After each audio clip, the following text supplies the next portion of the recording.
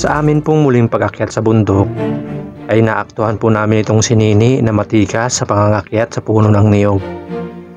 Tama po ang dinig nyo, Nini ang tawag sa kanya dahil isa po siyang babae.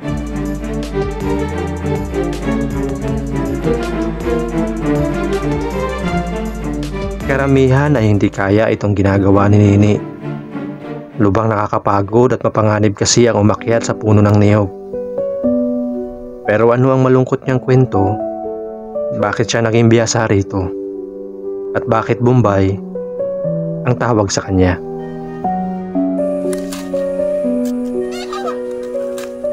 Bali, ilang taon ka nung matuto ka akit ng nyog? 12. 12? Bakit ka na talaga ng nyog? Pero bihira kasi yung kagaya mo, no? Babae, wag na umakit ng nyog. Ba't natuto ka umakit ng nyog? Sa lolo ko. Lolo mo? Pag inakit akong magkupra, Sumasama ka? nasama akong mamundo. Tapos, sabihin, yung ibang...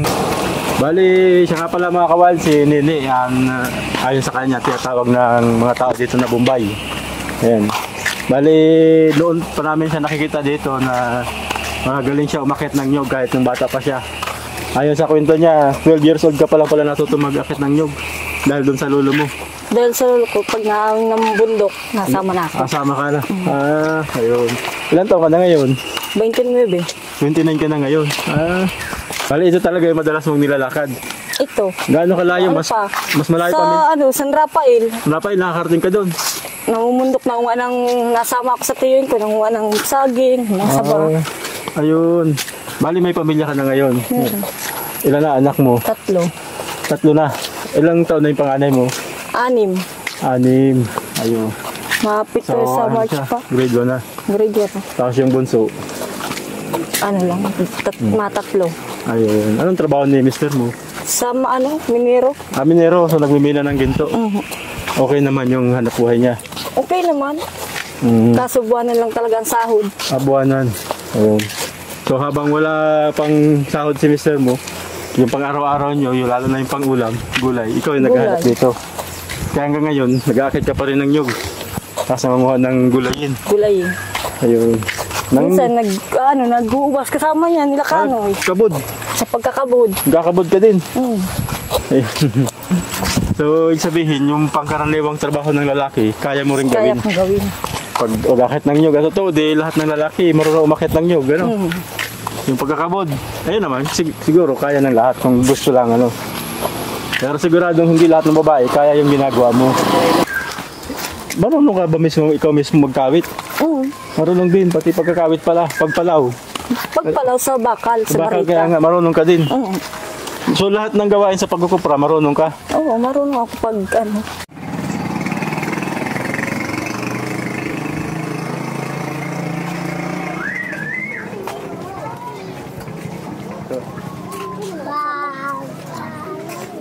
So ito ang bahay ng lola mo, ne? Oo. Sa bahay ng lola mo. Dito kayo nakikitira? Dito lang ako nakikitira. Bali, kayo sabi mo 3 pamilya kayo nakatira. Ilang taon na kayo nakikitira dito kay lola niyo? Ano pa lang naman? Ilan? Papat yata. Papat taon na rito eh. Ayun. Okay. Mama, bilyan ako. So yun, ibig sabihin pala, nakikitira kayo dito kay lola niyo. Kasi nag-iba yung bahay niyo, hindi kayo nakagawa ng bahay. Hindi na kayo nakagawa ng bahay. Hindi na ako nakagawa.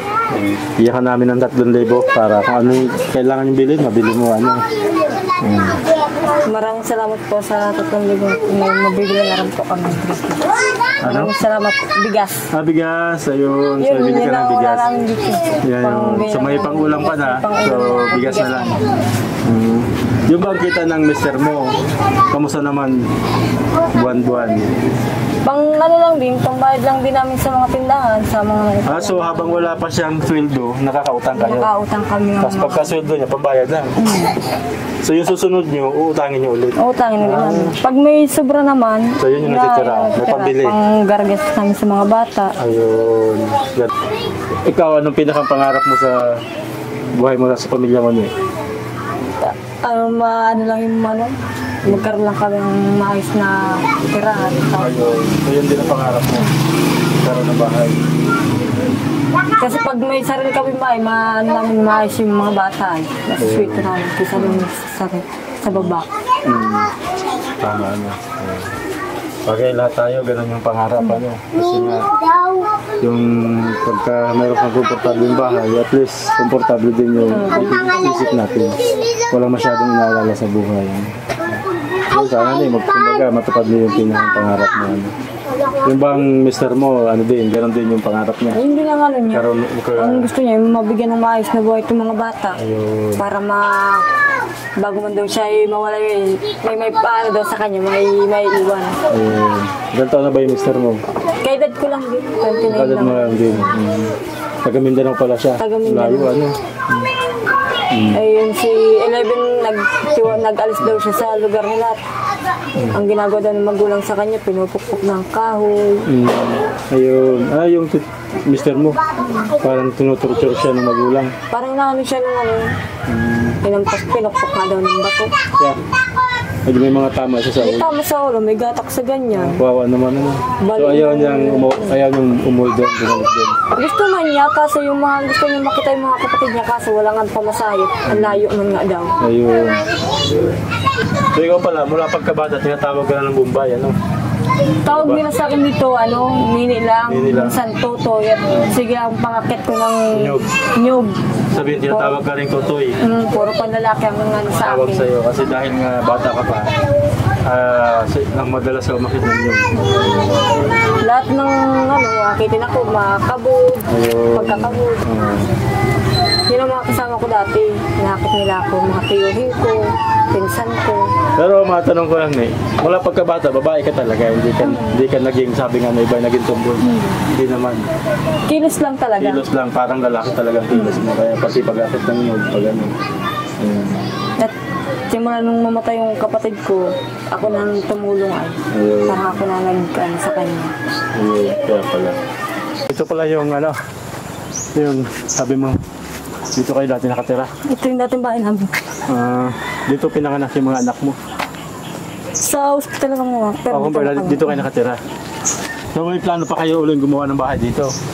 meron pa man. Nag-iipon lang.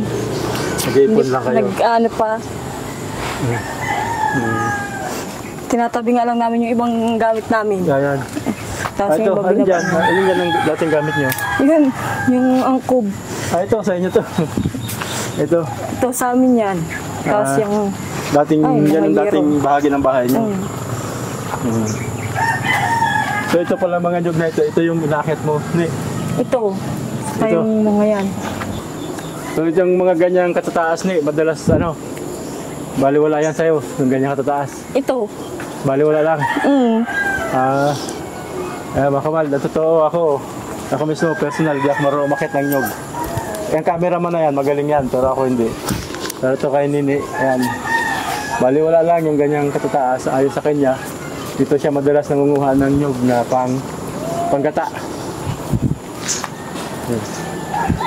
Di ka pa naman nahulog sa tagal mo pag-akit ng nyug. Hindi pa. Hindi pa man. Kasi kung nahulog, delikado, magkakapilay-pilay, Nakabagsak ng bubong. Sa yung nyug mismo na ihulog mo sa bubong. Nahulog ko dyan sa bubong. Pero yung ikaw nahulog sa bubong, di pa naman.